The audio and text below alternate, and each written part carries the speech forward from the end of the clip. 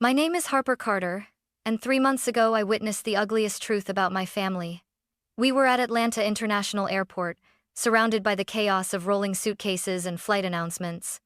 My millionaire grandfather, Richard Carter, had just spent $2 million on a luxury family trip to Europe, something he believed would finally bring his children and grandchildren together.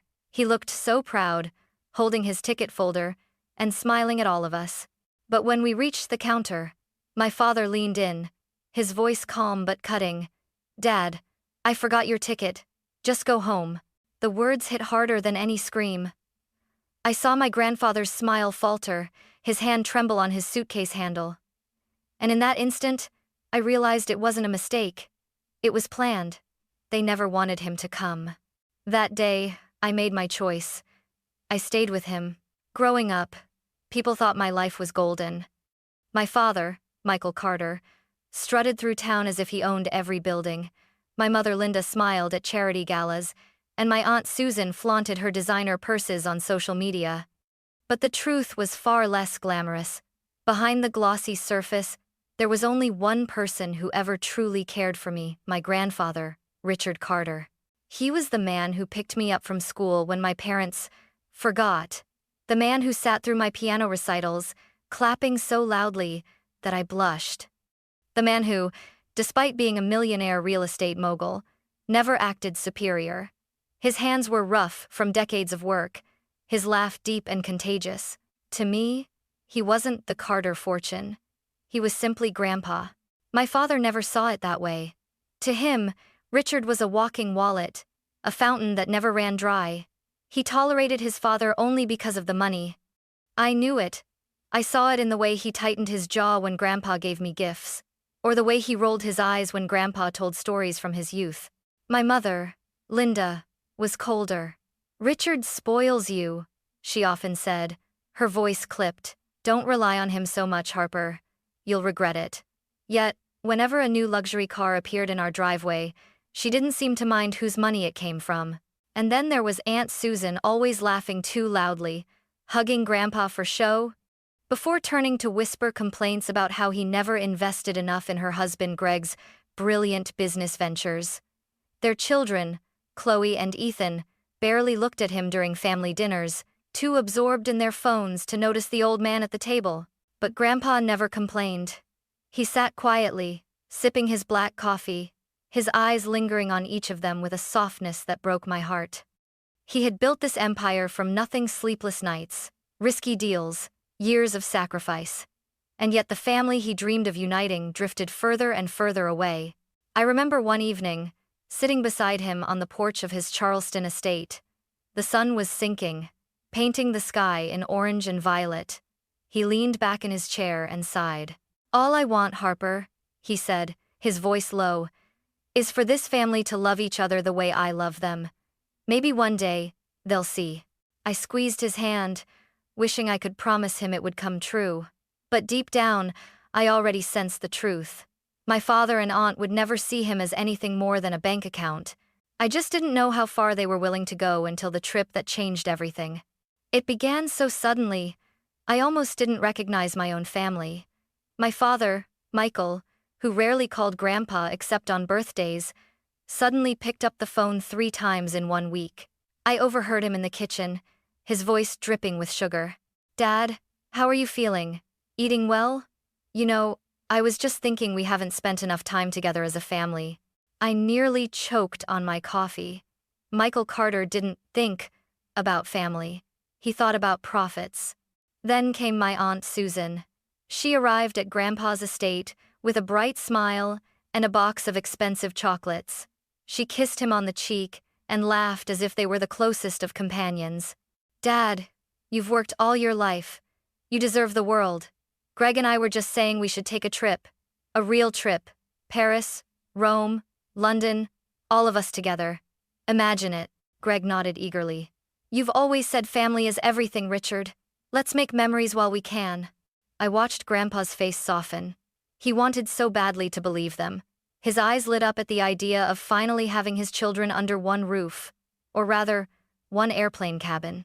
When I asked him later that night if he truly wanted to go, he smiled faintly. "Of course, Harper. Don't you think it would be wonderful? Just once? To see them laughing together?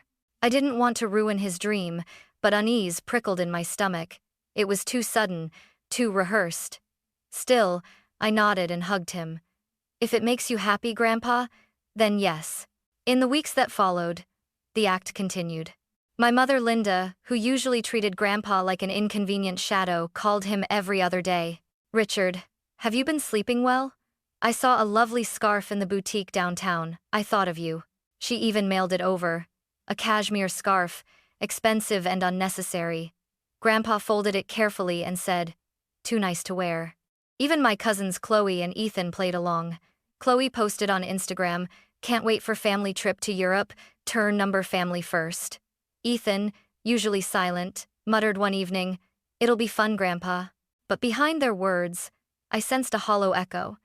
Their eyes didn't shine with love, they gleamed with calculation. Then one night, as I walked past my parents' room, I heard whispers. "Did he transfer it?"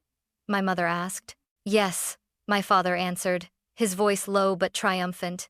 2 million, straight from his investment account. My heart sank. $2 million.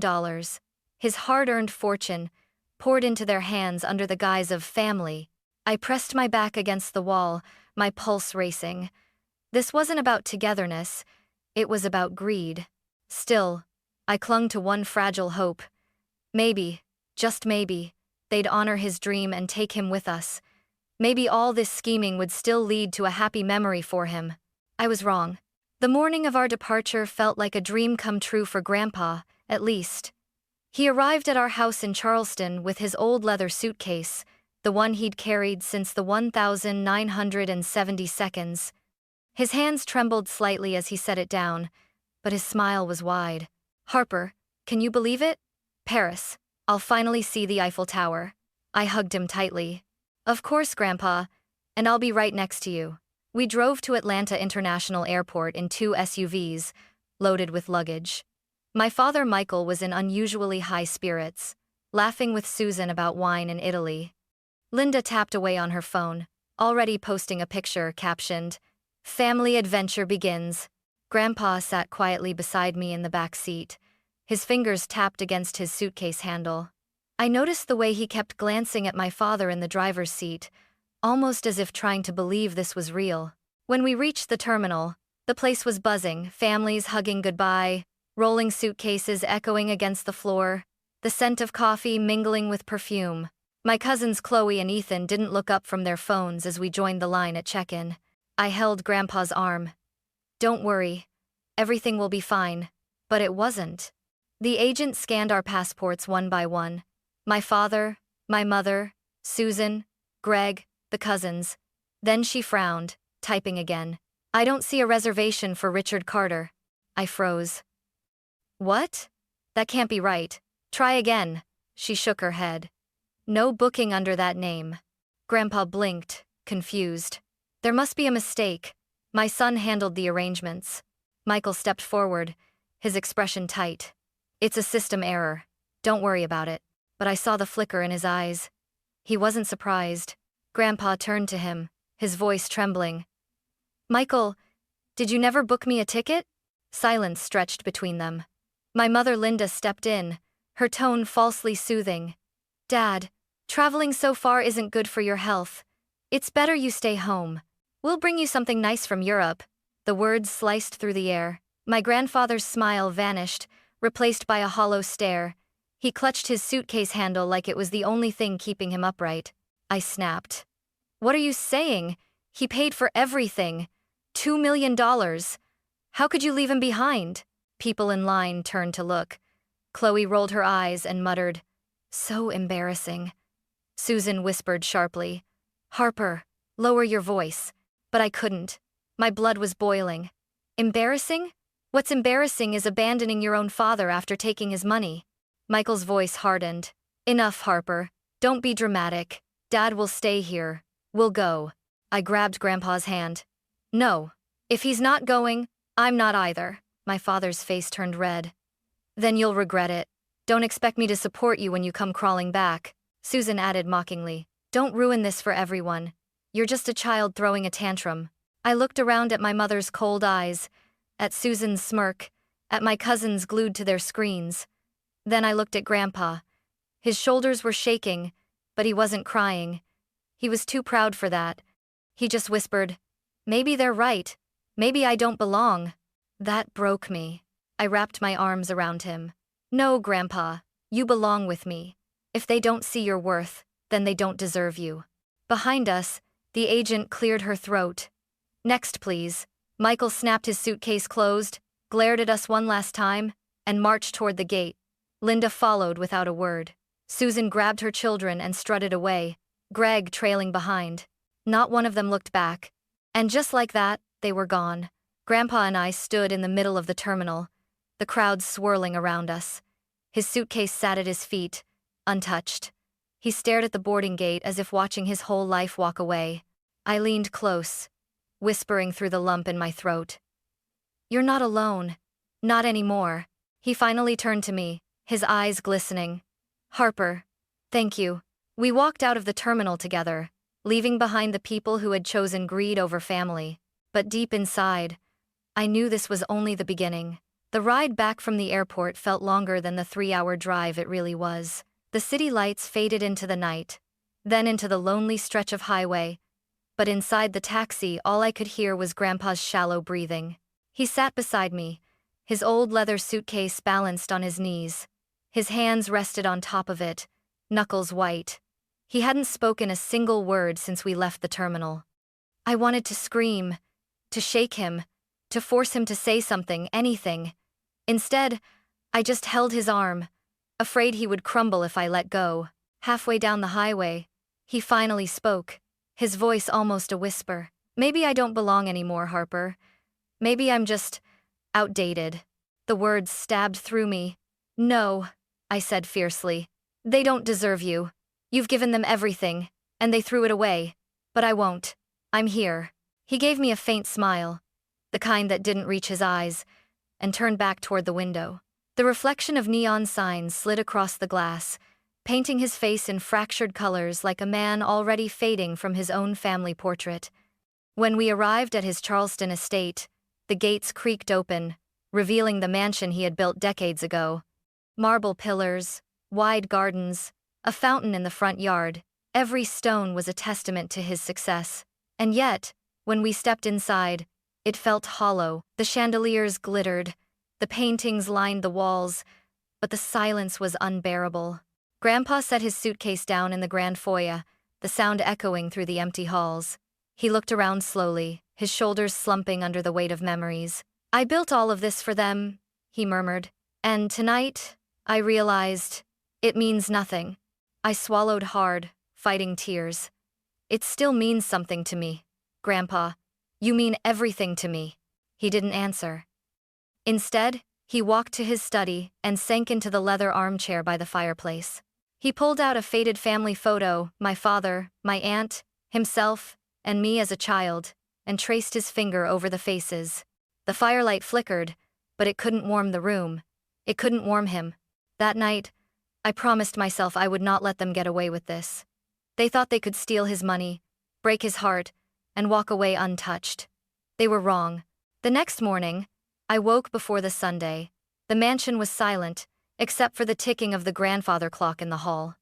I padded downstairs to the study, where I found Grandpa asleep in the armchair, still holding the old family photo. His face looked years older than it had the night before. I clenched my fists. I couldn't let him fade away like this, not after everything he had sacrificed. I went straight to his office desk and began searching. Within minutes, I found it. A folder labeled Travel Itinerary. Inside was a wire transfer receipt. $2 million moved from Richard Carter's investment account to my father, Michael's personal account. My stomach twisted. Proof. Later that day, I visited the travel agency downtown Charleston. The manager, a woman named Holly Sanders, remembered my family. Her brows knit as she pulled up the records. "Yes, Mr. Carter paid for a private package. $2 million, first-class accommodations, luxury hotels, the works." She scrolled further, then frowned. "But look here, the traveler list. His name isn't on it. It looks like it was removed before final confirmation." My chest tightened. So they planned this. From the beginning, Holly's voice softened. I'm so sorry, Harper. If you need a written statement, I'll provide one. That evening, I returned to the mansion, papers clutched in my hands. Grandpa sat at the dining table, stirring cold coffee. I laid the documents down in front of him. They took everything, Grandpa, and they never even intended to bring you along. His eyes scanned the papers slowly. His hands shook. Michael, my own son. I grabbed his hand. We're not going to let them get away with this. I found something, an agency that helps protect seniors from abuse. It's called Adult Protective Services. I want to call them. He shook his head immediately. No. They're my children, Harper. I don't want to destroy them. They destroyed themselves, I shot back. You gave them everything, and they abandoned you like trash. This isn't love, it's exploitation. If we stay silent, they'll think it's acceptable. They'll keep doing it. For a long moment, he didn't answer. Then his eyes lifted to mine. There was pain in them, but also something else, pride. If you believe it's right, Harper, he said slowly, then I trust you. The next morning, I dialed the number with trembling fingers. My call was answered by a man named Daniel Hayes, a caseworker. I poured out the entire story, the trip, the money, the airport betrayal. Daniel listened carefully, asking sharp questions. Do you have proof of the transfer? Any witnesses at the airport? When I told him about the receipt and Holly's willingness to testify, his tone hardened. You have enough to open an investigation. Harper, I need you and your grandfather to come into our office. We'll take it from there. As I hung up, my heart raced, fear mixed with relief. For the first time since the airport, I felt hope. My family thought they could bury us in silence, but I was ready to dig up the truth and make them face it. 3 weeks crawled by like years. Grandpa and I stayed in Charleston, waiting in silence while APS prepared their case. He tried to keep busy watering the garden, dusting old photo frames, but I saw it in his eyes. The wound was still raw. Then, one morning, Daniel Hayes called. They're scheduled to land tomorrow evening at Atlanta International. I'll be there with the summons. Harper, are you ready? I swallowed hard. Yes, more ready than they are. The next day, the arrivals terminal overflowed with laughter and chatter. Travelers wheeled glossy suitcases plastered with European stickers.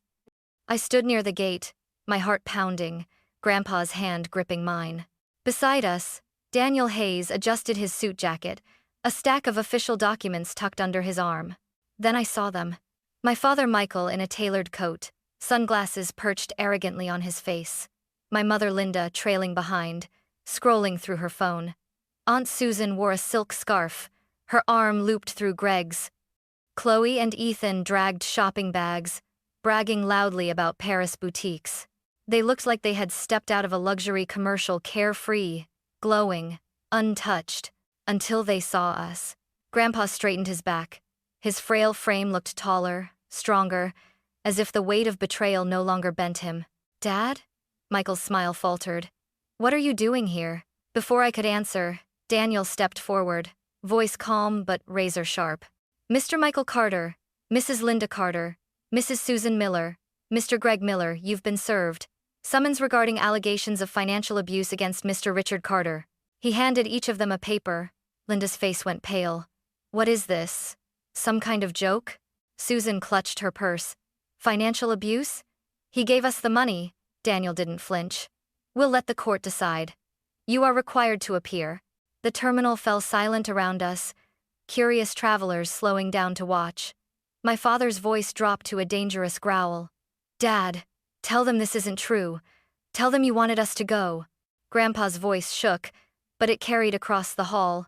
I wanted us to go together, not for you to abandon me. I stepped forward, my blood boiling. It wasn't Grandpa who called APS. It was me. Their heads snapped toward me. Michael's face turned crimson. You? You dare turn against your own parents? Yes, I spat. Because you stopped being parents the moment you betrayed him. You stole his money, his trust, and his dignity. I won't let you get away with it. Susan sneered. You foolish girl. Do you realize what you've done? You've destroyed this family. No, I said coldly.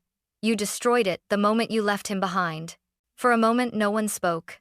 Chloe finally muttered, This is so stupid. While Ethan tugged on his headphones, pretending not to care. Greg cursed under his breath. Linda's eyes darted nervously around the crowd. And my father, Michael Carter, the man who had always towered over me, looked small for the first time in my life. Daniel closed his folder. "We'll see you in court." As they shuffled away, muttering threats and excuses, I tightened my grip on Grandpa's hand. He looked at me, tears welling in his eyes, and whispered, "Harper, you gave me back my voice." I shook my head, holding him tighter. "No, Grandpa. I just made sure the world heard it." The courthouse in Charleston wasn't grand like the marble halls of D.C., but the moment I stepped inside, my chest tightened as though I were walking into a battlefield. Wooden benches, polished floors, the seal of justice hanging above the judge's chair, it all felt suffocating. Grandpa stayed home that day. He couldn't bear to face them, and honestly, I didn't want him to. It was my turn to stand for him. Daniel Hayes sat beside me at the plaintiff's table, calm and steady. Across the aisle, my father Michael, my mother Linda, Aunt Susan, and Uncle Greg sat stiffly with their attorney, a slick man in a gray suit who adjusted his tie every 5 seconds. Susan glared at me like I was poison.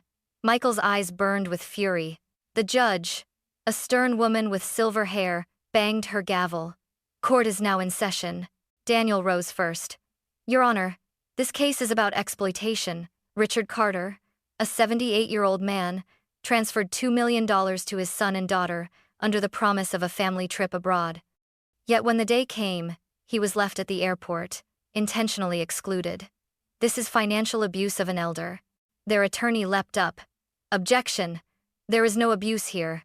Mr. Carter voluntarily gifted the funds. My clients are guilty of nothing more than generosity." The judge nodded slowly. "Proceed with your evidence, Mr. Hayes." Daniel clicked the projector.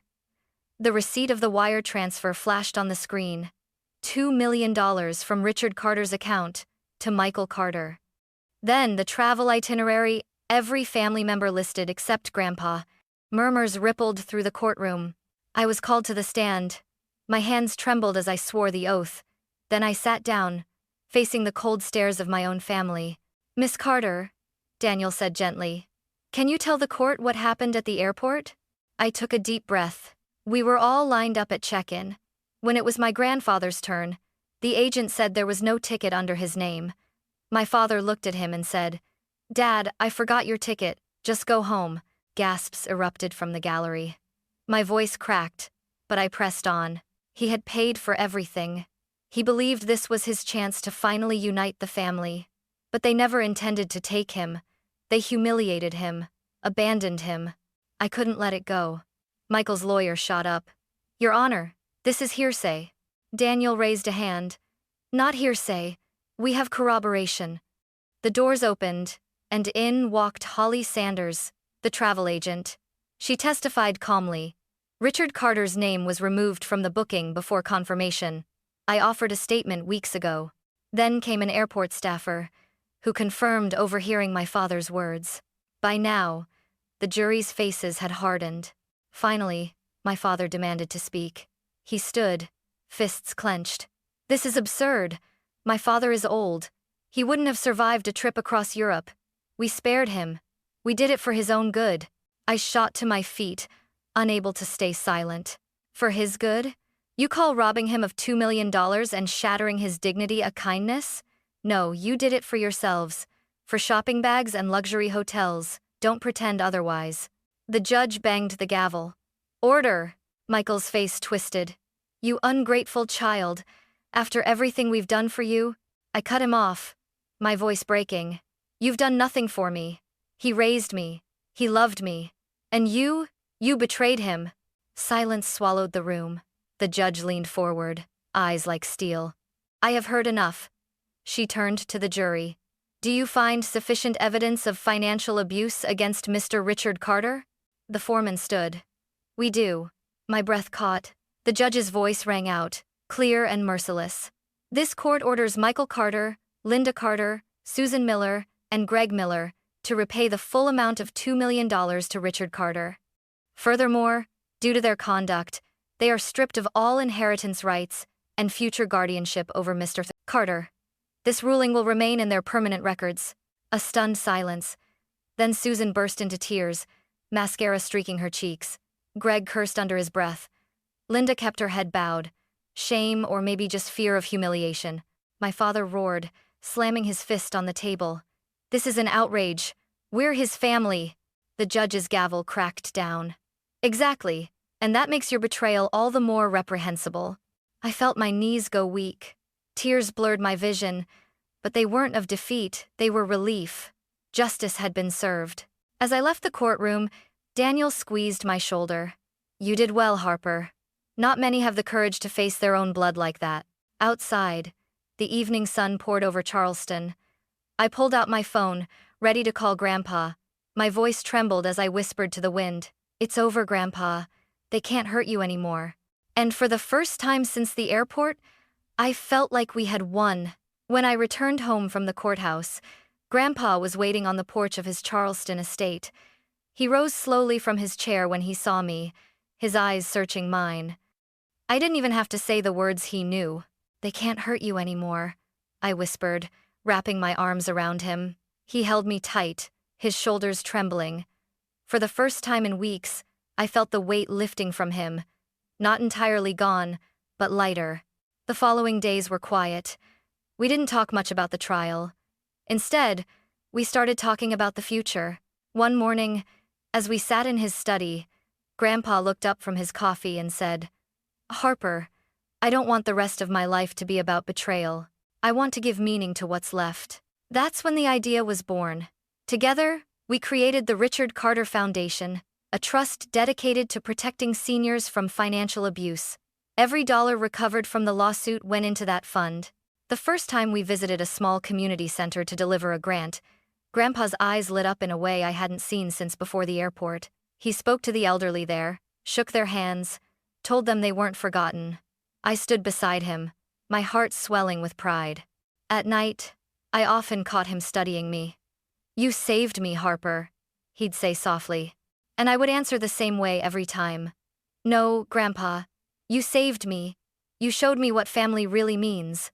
Months passed. The house, once heavy with silence, began to echo with life again. Not because of the chandeliers or marble halls, but because of the laughter we created together, the purpose we built. Sometimes I still think about my parents and Aunt Susan. Their absence is a scar, but not a wound anymore. They chose greed. I chose love. If there's one thing this journey taught me, it's this. Family isn't defined by blood, but by loyalty and love. Grandpa believed that until his last breath. And now, it's the legacy I carry forward, his gift, his lesson, his truth.